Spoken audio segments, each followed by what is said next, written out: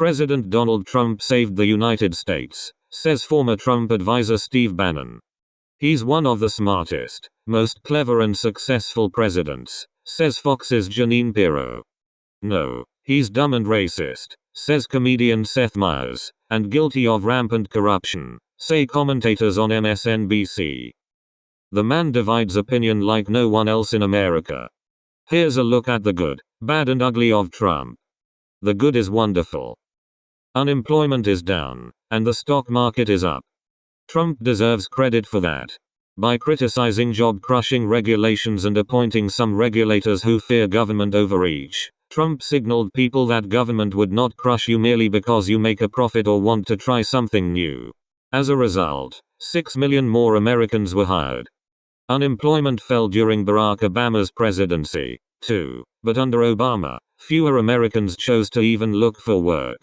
People dropped out of the labor force. Once Trump was elected, more people applied for jobs again. Why? I say it's because his administration sent a new message. Instead of telling people, you're victims of an unfair system, you need handouts, Trump said, you don't need welfare. Most of you can get a job. Even disability claims, which had been steadily rising, have declined.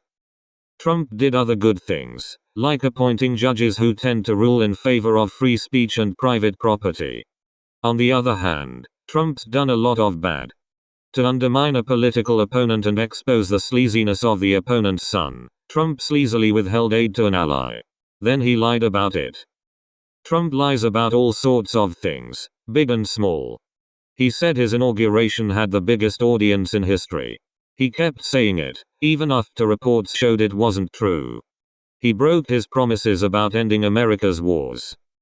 Unlike his predecessors, he hasn't started new wars, but he's increased bombings. The United States is now dropping more bombs on Afghanistan than at any time in the last 10 years.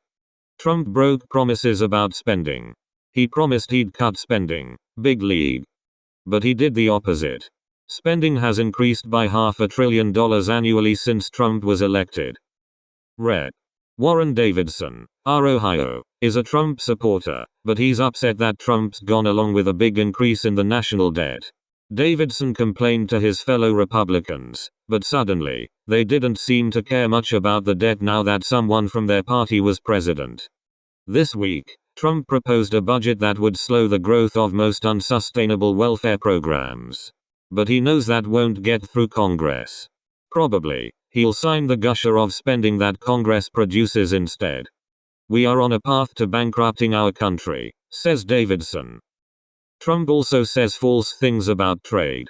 He claimed our $500 billion trade deficit means the US is losing on trade with China. But that's absurd. He's telling people trade isn't win-win, there's a winner and a loser. I complained to Davidson, adding, I don't think Trump understands trade. He has a metaphor that the average American understands, responded Davidson. But it's a wrong metaphor, right? I asked.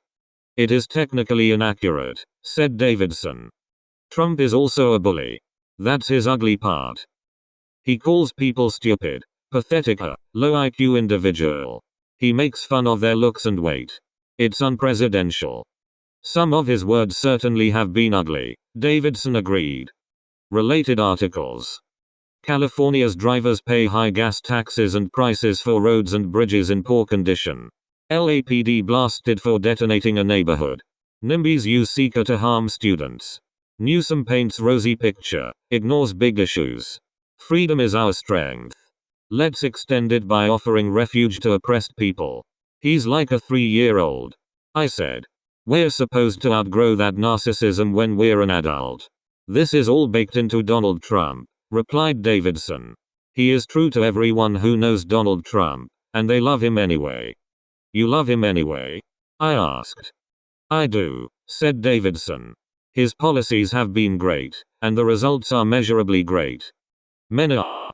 And Trump is likely to be re-elected, according to the odds on my site electionbettingodds.com.